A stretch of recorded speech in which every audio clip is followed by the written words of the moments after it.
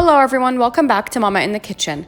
Today I'm going to be showing you how to make guacamole. This is a copycat recipe for Chipotle's guacamole.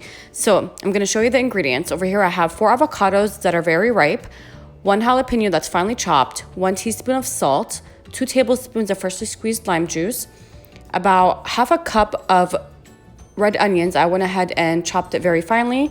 And then over here I have 4 tablespoons of finely chopped cilantro. And now we're gonna go ahead and get started.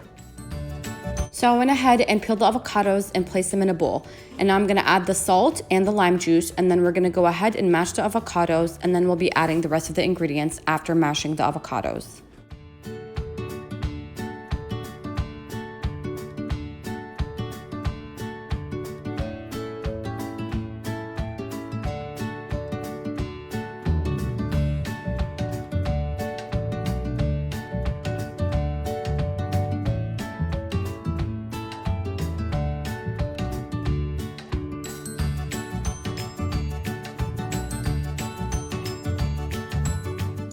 And after mashing the avocados, now I'm going to go ahead and add the rest of the ingredients and mix them in very well.